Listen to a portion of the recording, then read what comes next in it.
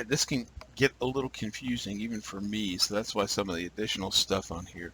Right, these will be the slides we use for cohort B, but this is really the video for cohort A, the second half of what we talked about uh, in the video, part 1 of chapter 11. So we probably hit this in class, but just as a reminder, let's do a little tech time right off the bat. Okay, as the papers come and due here, March 5th, where do I turn it in? Remember, under lessons, scroll down, class paper, and hit the link. And here's where you're going to see the description. And again, you've got to click this to fully open it so you can read it. But the overall topic is different elements, and it's up to you to pick what one or two, at least two probably, maybe three elements, differences in our culture, in our country, geographically, economically, etc., are pulling us apart, leading us toward a North versus South Civil War. And then the nuts and bolts here, MLA or APA, double-spaced, Word preferred, PDF's okay, and if sending it to my Katusa email address should preclude any problems. To actually submit it, you go to the submit box, and again, it's going to pull up. With me, I've got all your names, but it's only going to have yours when you pull this up yourself, and then you browse and attach it. Do give it a name of some kind,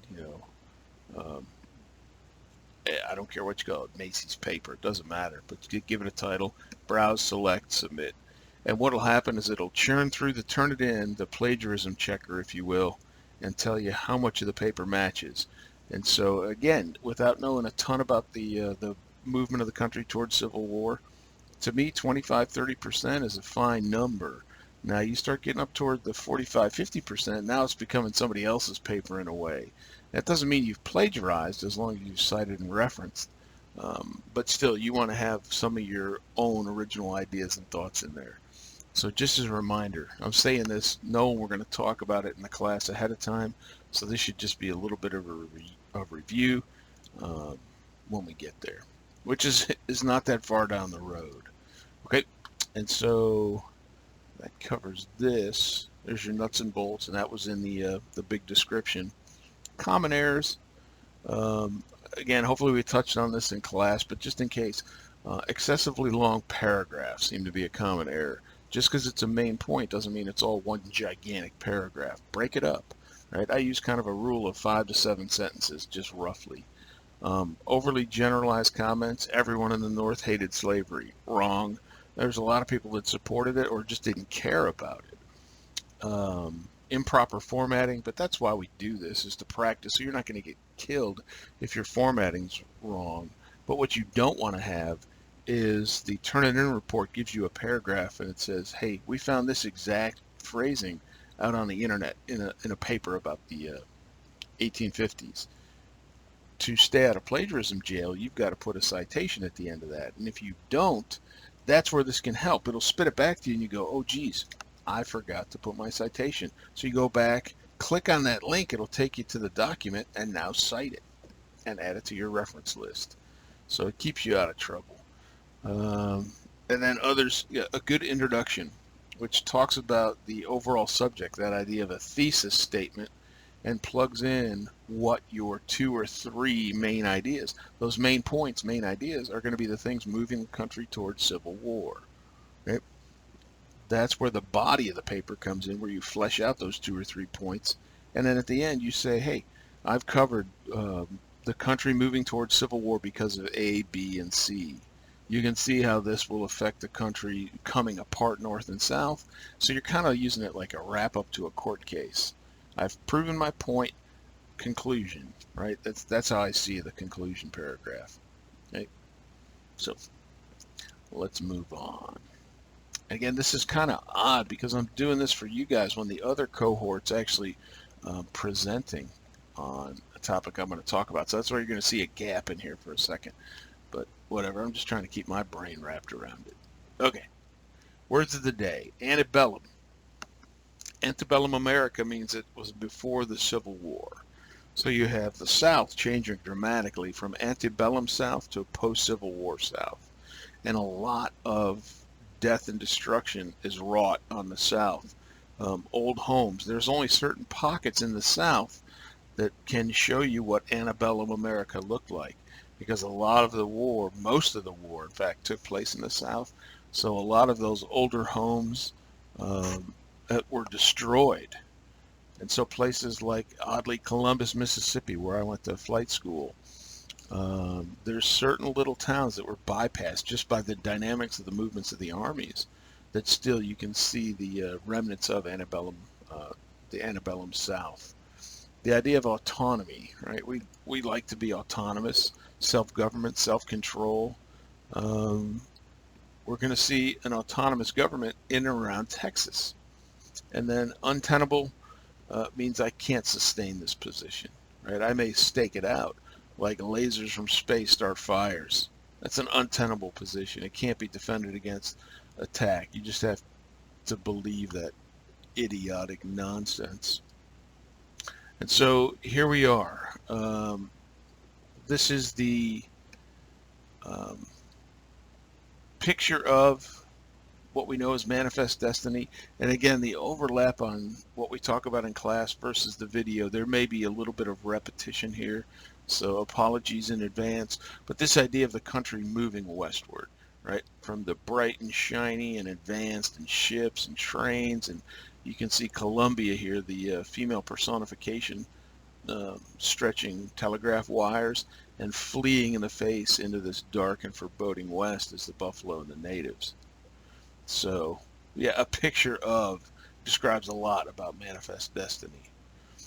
And so here we go. Here's where the other group would jump in and start their Missouri Compromise um, presentation. But since you guys didn't have anybody sign up for that, which is fine, it left it blank, that means I get to explain it. So here we go. Um, as we're expanding westward, that idea of manifest destiny, you've got this territory, and that's what they call states before they become states, is it's the Ohio territory, the Wisconsin territory. So this Missouri territory, it's got the name, but it's not part of the Union yet. And so they put together a constitution and apply to enter the Union. And they apply as a slave state, right? You can see the population's not huge, but, you know, a sixth of the population is slave. And so applying as a slave state presents a problem for the country. And here's why. At this point, we have a balance with Congress. 11 slave and 11 free states. So that balance of power between the two is good. It makes people feel like no, either North or South can control the country. And so now with Missouri comes in as a slave state, we're going to go 12 and 11. Problem. Because now the slave states are going to have more power. And look, they already have outsized power with the 3/5 clause. But at least at this point, it's balanced as far as states. So that would upset in the Senate and reduce the majority in the House. Because remember, the House is based on population. The North, especially the industrial Northeast, is much more populated. But you can see how that would affect the balance of power in Congress as a whole. And so that idea of trying to keep this balance brings up a few amendments. We're going to actually see 3 of them. The first, the Talmadge Amendment, it stated no new slaves could be introduced into Missouri. So you can enter, but no new slaves can come in. So that's kind of going to be a non-starter for those trying to settle it as a slave state because they want to bring them in. And it also stated that all slaves born in the state, right, once it is admitted to the Union, would be free at age 25. So it introduces this idea that's known as gradual emancipation, where you've got some time now, Southern slave owners, Southern plantation owners, to do something to work your way out of the need for slavery. Problem is, mechanization hasn't really quite caught up yet. So interesting ideas. They float some thoughts that are going to continue to bubble in the move toward the 1860s. But central to this debate was the idea of fairness between the states, fairness and power. We're not talking about fairness for the slaves, of course. It's not fair. And so, on my screen, it just kind of freaked out for a minute. how could Congress deny new states the right to decide? Are we a slave? Are we a free state? Because remember, there's a couple things to think about with the Northwest Territories. One is, remember that set a template. Here's how new states enter the Union, and when they come in, they're equal to all the other states, including, initially the first 13 states. But also, if you go back to the Northwest Territories, in that section of the country, slavery was forbidden. Okay, and now this is in between the Articles of Confederation and the Constitution, so there was kind of, I don't know if I want to call it a loophole, but there's a gap in the legislation, in the laws of the country. And so that's why that came in. Now, no, we don't have that loophole. So how can Congress decide? Shouldn't the states be able to decide the issue for themselves? Well, yes and no, right? There's arguments on both sides. But if you go back now, Congress, if they're making the decision, these new incoming states have less rights than the originals, which is not what the plan was. Yeah, and I just talked about the template for new states, and did they have a choice? So the answer was no, but again, we didn't have a constitution just yet. So could Congress, this is more of a point to ponder, can Congress legislate morality? And that question comes up all the time, even still today. Can the federal government legislate morality? And the answer is, in part, yes. There's certain things our culture says, this is the framework. Anything outside of that is beyond what is acceptable to our country. But you can think about some very hot button issues like gun control, abortion, marijuana, the list goes on, that are out there and may or may not be outside your framework of what's moral and not. So that's a touchy subject. And we're seeing now as we move into, this gets, the Missouri Compromise, aka the Compromise of 1820, we're moving toward a closer and closer relationship with disunion and civil war. Should the Congress legislate morality? Both sides of the argument, both pro and anti-slavery, feel that their argument is the moral argument. And it's certainly an economic argument when it comes to the South. All right. Trash man, dogs should probably start barking any moment. So we had the Talmadge Amendment, this first compromise. This is kind of an escape valve. And so Missouri petitioning for statehood, but we're going to hold off on that for a little bit because it's going to upset the 11-11 state balance. Aha! But we have Maine. Remember, it used to be part of Massachusetts. They apply for statehood to come in as well, and they're going to come in as a free state. So looky there, we got a solution. Now we'll let them both come in, and it's not that they come in simultaneously, but we're going to keep that balance of power. Now instead of 11-11, it'll be 12-12. Right? Problem solved, right? Well, for a while, and we see this guy, Henry Clay, over and over again, the great compromiser, trying to find a balance between North and South. It just so happens he's from Kentucky, right? So he's kind of on that border state area. Without Missouri, there'll be no Maine. With Missouri and Maine, everybody's happy. Okay, so balance is restored. And here's another amendment on the idea. Maine will come in with Missouri allowed in, but they have to amend their constitution. Every state has a constitution. That's part of the admissions process. And so what he said was, okay, we're going to add this line. So we're going to kind of decide this issue from here on out, that the 3630 line, I don't care that you remember that number, but it's the southern border of Missouri, and you'll see it better on a map, is going to run across what is the United States at this point, because it doesn't go to the West Coast, and that's an important point. Above that line, free. Below that line, open to slavery. Okay? And that should keep the country balanced. And it works. I mean, it works for 30 years. It's not a perfect solution, but it works. So this means, what does it mean? Areas north would be free. And here's the better way of drawing it or showing it. So you notice here's the 3630 line. And you're like, whoa, Missouri's north of that line, but that was the exception. So Missouri comes in, Maine comes in. and we're going to draw this line to the border of America, which is here. So we have the Oregon Territory, this out west portion, but this is all still Spanish.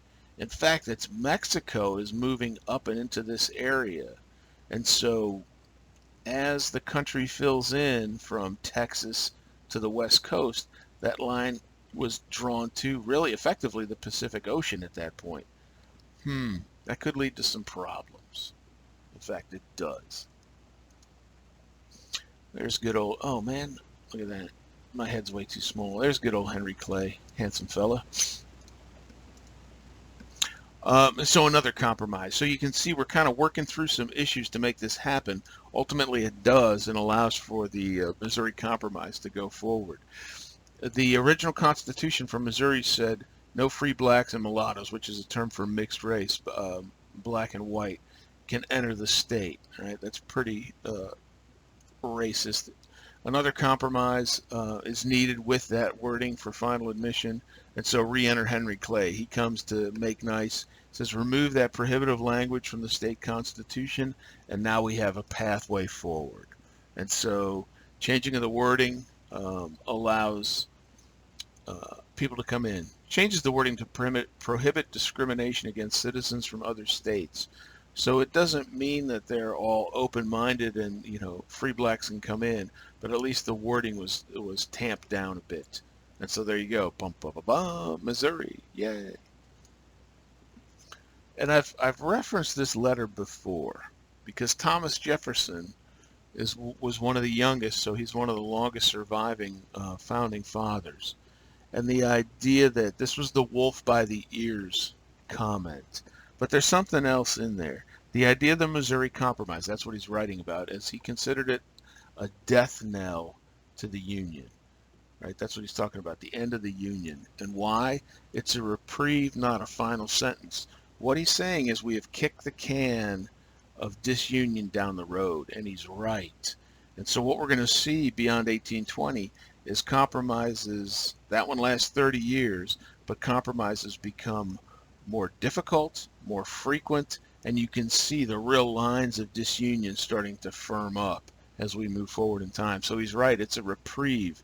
And he says, you know what, every new irritation will mark this disagreement deeper and deeper in men's minds. So look, one of the issues that's moving the country towards civil war is simply the expansion of the country westward.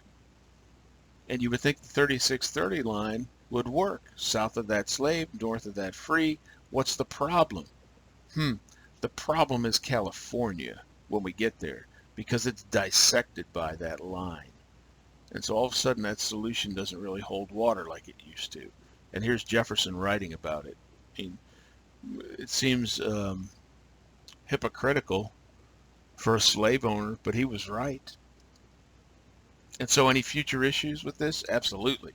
So look, again, we've got to fill in the blanks here with the Republic of Texas, eventually to become the state of Texas. But you guys know your geography. Here, right, Washington, Oregon, and then California, the border runs here. And so you can see 3630 as it's drawn out. That's fine. It can become the border of, you know, Arizona, New Mexico. But when we get California, man, are we going to divide that very big state in two? We could. You could have had a North and South California, but it doesn't work out that way. So this it's a temporary solution. So let's go back to that Republic of Texas idea. As the country's growing westward, growth is exacerbating the disconnect between North and South. So the U.S. wants to annex all of Texas area. They'd won their independence through that war, as we talked about in class, if I can keep my classes straight. But all of that area claimed by Texas would mean a war against Mexico, because the Republic of Texas was only like the eastern half of Texas. So that disputed territory west of there is both claimed by Texas, which is now becoming part of the United States, and Mexico. Okay, and now we see some splitting apart, maybe another piece to the movement towards civil war. The Democratic Party itself is splitting over slavery, and those that are against it are starting to lean toward the Whigs, And eventually the Whigs are going to split apart over the issue of slavery. And so the anti-slavery Whigs, anti-slavery Democrats coagulate with some others, Free Soil and American Party folks, to become the Republicans. So look, the split over slavery affects almost all of, not just political parties, but the country north and south, and the idea of human rights. Okay, and so Tyler, he's the guy that took over for poor William Henry Harrison, who got pneumonia after his long speech. We're going to annex the Republic of Texas. Okay, good. Expansion, manifest destiny, all good. And then we're moving forward. You can see we're into the 40s. We're going to 1850s is the decade of decision, and most of the decisions are bad ones. And so again, there's old Henry Clay. Now you can see the Whigs are running people, and he runs again. He's run quite a few times, hasn't he, against this guy Polk.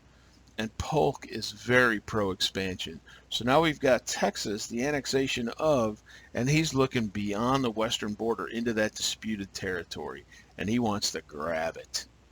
And that's a very popular idea with Americans. And Henry Clay is not so pro-expansion, right? He thinks the borders are fine where they are. But he sees the power of manifest destiny, that people want to continue taking land in, growing to the Pacific Ocean. And so Clay does what a lot of politicians do. He looks around, he goes, boy, that looks like a popular idea. Polk's getting all the support.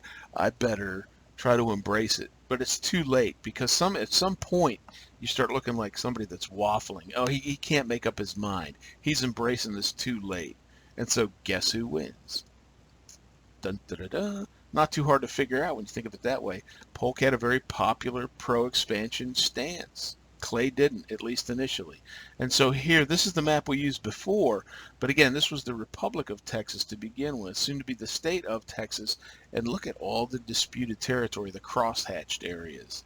And so, man, you talk about expansion, that's juicy, isn't it? And even beyond that, some of the Spanish territory out toward Arizona. Man, this will make another big expansion, not quite as big as the Louisiana Purchase, but still pretty darn big. And Polk's got his eyes on it. Okay, back to Oregon. I'm jumping around a little bit, but these two are somewhat interrelated. So we know this, right, from class. Hopefully we covered it. That the British and the Americans had come to a compromise solution, and the 49th parallel line, it becomes the border. Okay. Polk, he throws out the idea, okay, now that's done. We want to get that California, New Mexico territory. So he says, hey, we'll buy it from you. Mexico's like, too valuable. They've already settled into that area, built forts, built missions, etc.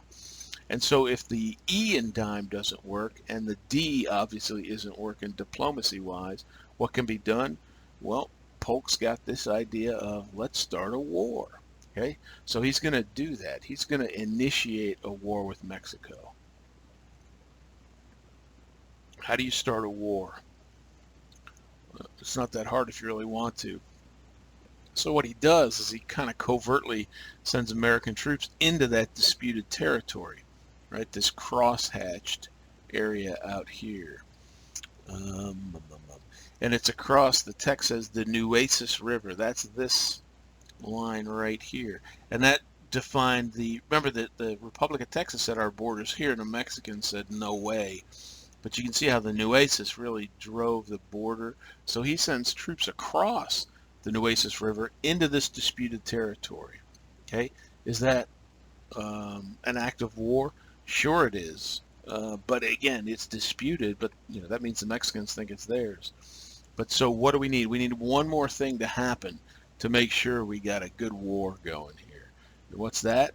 Blood being spilt, just like Lexington Concord. So fighting breaks out. These American troops are fired upon. Oh my goodness. We can't have our troops being fired upon, even though maybe they're not where they're supposed to be. And so once the fighting breaks out, and then Congress decides, oh yeah, let's declare war. So it's kind of an after the fact. That's what a fait accompli. Fait accompli means you've done it, but the task has already been accomplished. So Congress is like playing along.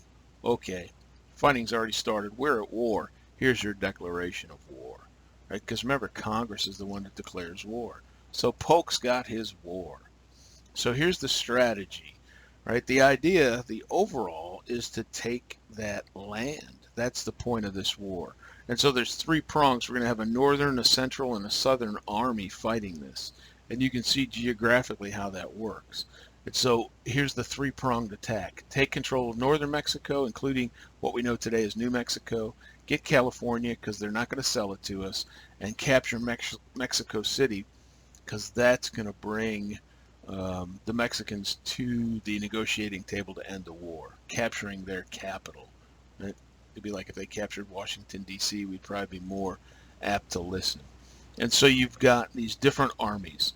So Kearny, who we're going to see again in the Civil War, accepts the surrender at Santa Fe, and now we've got that New Mexico piece. So now we can move to phase 2, seizing California. Taylor, who we're going to see in the presidency, in the Army of the Center, I called it the middle, it's actually the Army of the Center, captures part of northern Mexico. And then in the southern part, you're going to see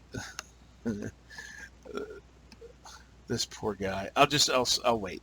You'll see the picture of him, right? Winfield Scott. He's the overall commander of the armies as we move towards Civil War, but he's old and infirmed at that point, right? And so because of the success, the Army of the Center, Zachary Taylor is going to find his way into the presidency. Not for very long. When you see him, he looks like he just woke up with a hangover. All right, so goal number 3. We've gotten the first two, capture Mexico City. And this is the most troublesome because, of course, it's going to be the most defended, and the terrain is difficult getting there. So here's Winfield Scott. Again, I got a picture of him later. He's in charge of the Army of the South. And so he is kind of competing. Remember, Taylor was the Army of the Center. Right? He's running this part. So he's had successes. Winfield Scott also has political aspirations after the war. And so they're kind of competing both in the war to see who's going to come out on top. Mexico City would become a hero. He's right, but it doesn't work out for poor Winfield Scott, even though he does stay in charge of the army. So he captures Veracruz along the coast, closes in on the capital. I'll show you a map. It's better than a lot of words. But there's some hard fighting getting into Mexico City. Eventually the U.S. does. And one of the battles on the way to Mexico City is this Battle of Resaca de la Palma, the dry riverbed of the Palms. And that's what Resaca, Georgia is named after. And I think it's the only kind of tip of the hat to the Mexican War. So Scott does defeat the Mexican army with some help of a young captain engineer called Robert E. Lee, and works toward the surrender of. And look, Polk, remember, he's an expansionist. He's like, well, heck, we're there. Let's take all of Mexico. And that's a little bit too far for most folks. Supported expansion, yes, but not that much. And there's some of these other folks that are thinking even go beyond that. But I'll hold that thought for a minute. So the government's as normal. The end of the war, here's the treaty, and it's going to now set in stone the Rio Grande as the border between the United States and Mexico. Still there today, right? And we end up paying a little bit, relieve them of any debts they owe us, and give them $15 million, which is pretty cheap compared to all the acreage we get. The war is popular. That's part of what got Polk into the presidency. But there's some who disagree with this idea. But if you think about it, war with Mexico and winning this land in a battle, in a war, not just a battle, it fits with the idea of manifest destiny. It goes right along with it. But there are some who think it is an imperialistic land grab, that we're expanding beyond what we should.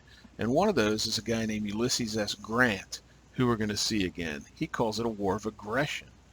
This is imperialistic war. Yet there are others who are like, man, Grant, whatever. We want to annex more of Mexico. Heck, let's take all of it. And let's expand into the Caribbean, into Cuba, and to Canada, and Hawaii, and the West Indies. Let's just keep expanding. But notice there's a certain geography to most of these, except the exception is Canada, and that would put us at war with Britain, which we probably don't want. Who are these some Americans? Think about it. These are all in the southern climes, right? The southern portions of the country and beyond. So it's these some Americans are those supporting the idea of slavery, because with the more land we expand into, that means potentially more states, right?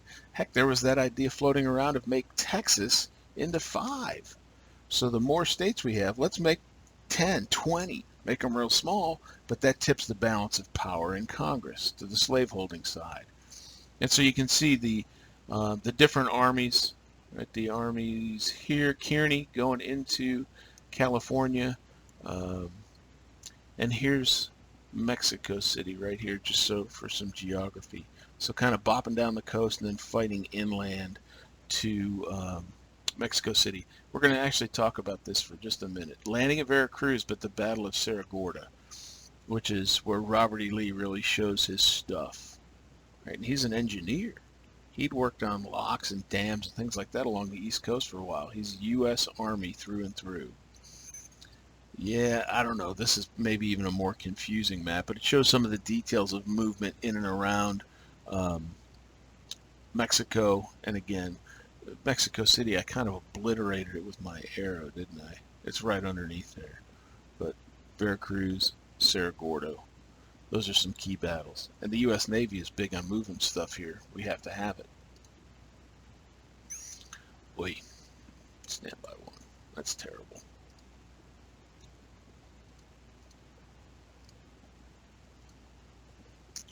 The dreaded eye chart. My animation died for some reason.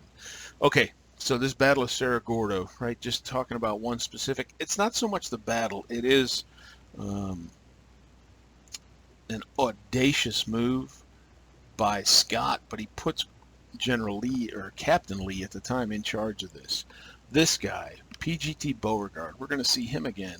He's part of the group that fires the first shots on Fort Sumter to start the Civil War. But he's convinced that this hill, the possession of the high ground, would be able to flank and turn the Mexican forces and allow us, the U.S., to drive toward Mexico City. Okay? And U.S. Grant, who, of course, we're going to see again in the Civil War. He talks about the reconnaissance to send out and find a way to make a road to get to the rear of the enemy without a frontal attack, to get around, not even on the flank, but behind him. And now the terrain was such that this was thought to be impossible. Okay? The reconnaissance, though, to find out a way around it was led by Robert E. Lee. And they do. And here's what Grant summed up about it. That the engineers, this roadway opened over chasms to the right where walls were so steep. That's what he's talking about. The terrain was deemed impassable. But Lee found a way through it at night without attracting the enemy at all. And so he gives credit to the engineers for the victory at Cerro Gordo, which opens the way toward Mexico City. So Robert E. Lee makes quite a name for himself, not as a military commander, but as an engineer and helping Winfield Scott win. Look at that. It almost looks like the country we're used to looking at. Okay, so we've got the Texas territory, right? And with victory in the Mexican-American War, all that disputed territory is gone. And look, wham, Mexican secession. We gain all of this territory. The Oregon country had been decided, right? And the 49th parallel draws the line. So it's not states yet, but the outline, manifest destiny, is complete at this point. The only piece that's missing is down here, the Gadsden Purchase. All of this is filled in at this point. Now it's just a matter of deciding what states they're going to become as they enter the Union. But again, you can see this movement westward. That's a lot of territory. Here's the Missouri Compromise line trucking across. Uh-oh. California split right down the middle. So there's troubles ahead as the country expands. Right? Again, the only last piece, and this was purchased for the supposed southern route of the Transcontinental Railroad. A little interesting tidbit, right? In the Mexican War, it's sort of a prelude to the Civil War in a way. All of these young captains, most of them lieutenants and captains at the time, fight in the Mexican War, and they learn things, and some learn different things than others fighting it. So you have Lee and Longstreet, two of the primary champions of the Confederate Army, the Army of Northern Virginia. You have Grant and Sherman, who worked together during the war. Grant becomes the overall commander of Union forces toward the end of the war. Stonewall Jackson, right? Confederate. McClellan, Union. Burnside, Union. Beauregard, Confederate. So you can see how these guys kind of break. Braxton Bragg, we'll see him up on the Battle of Chickamauga, right? And George Meade, Union. So it's almost a 50-50 split of these future commanders between Confederate and Union. At this point, though, they're all fighting for the United States because they're all in the U.S. Army, right? Poor old Winfield Scott. That's a younger picture. This is him as he approaches the Civil War era. And just jumping ahead a little bit, Winfield Scott actually asked point blank Robert E. Lee to be the commander of all Union forces. And why? Because of the experience he had with them in Mexico, in the Battle of Cerro Gordo. Lee turns him down, of course. Here's Polk, looking rather dapper, right? Not a bad-looking guy, huh? Look at that. He's got a mullet. He's way ahead of the curve. And then, as I talked about Zachary Taylor, he looks like he just woke up with a hangover.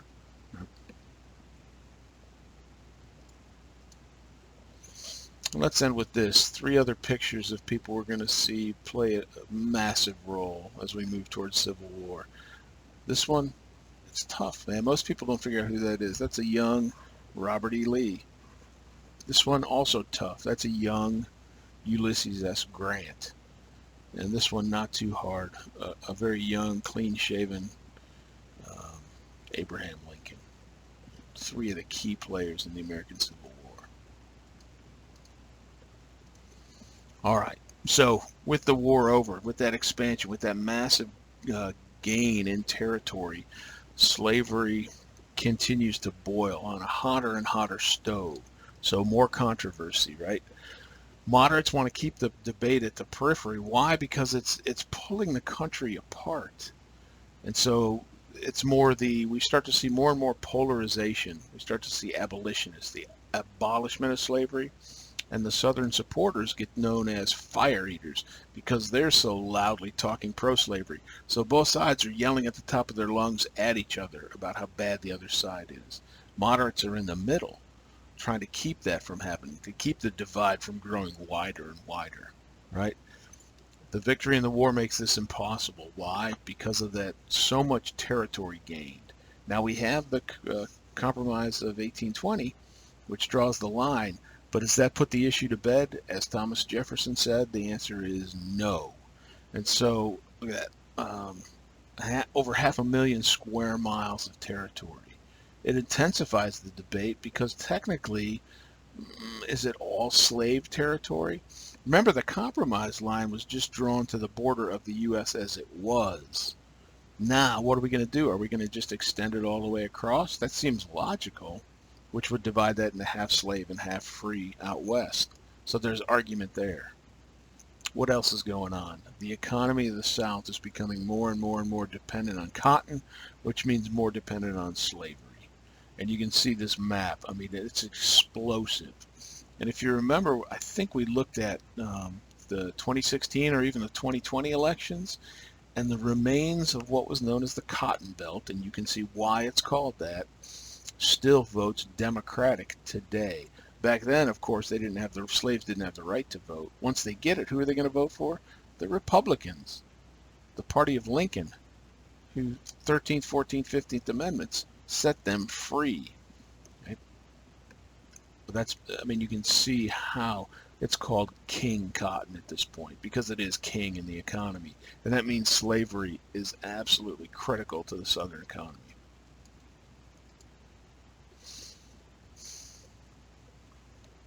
Yeah, just talk this brashness, abolitionist, pro-slavery extremists.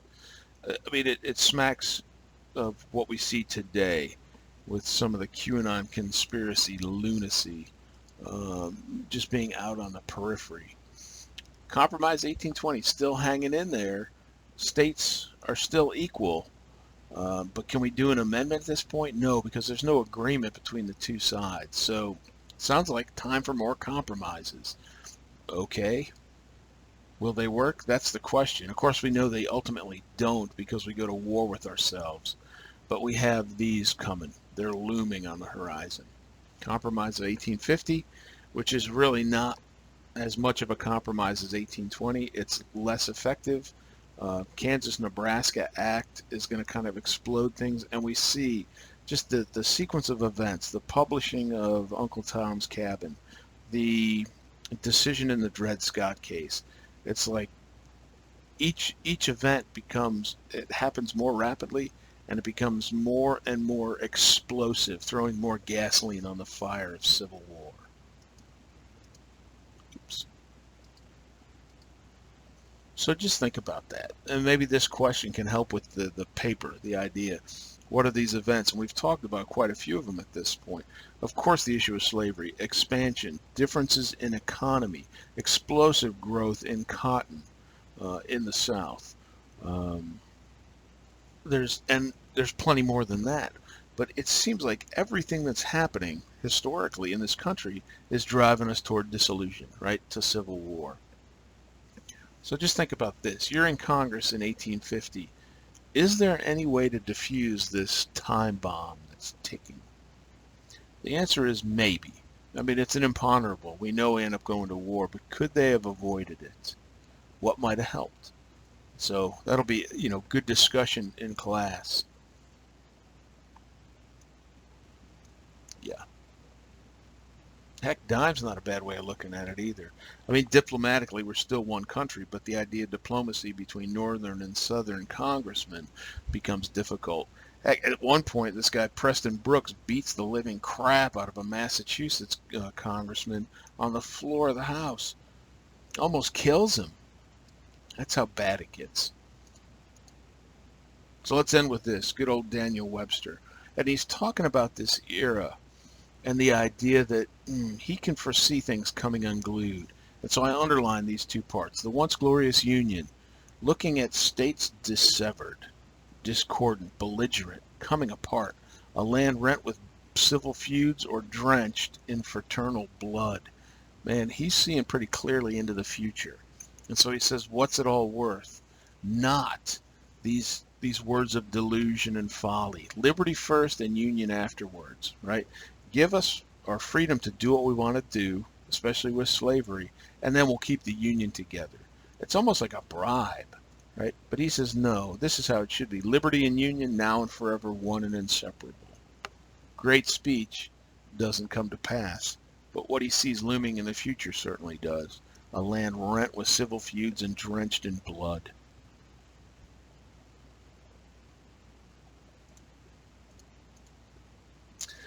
All right, so next week, if I got this right, and I hope I do, for you guys, we'll be in class for Chapter 12, and then videos for Chapter 13, which opens up the window for Quiz 5 next weekend. And then for you, presentations looming. They're going to come in kind of rapid-fire succession. And again, the paper due March 5th. So some work to be done, but still time to do it. As long as you get going on it now. Don't wait till the last minute, because presentations done at the last minute generally suck, and it ramps up your stress level off of the charts. So just don't do it. Right, and hopefully when I see you guys next, it'll be warmed up a little bit, because it's bloody freezing out there. All right, see you back in the classroom.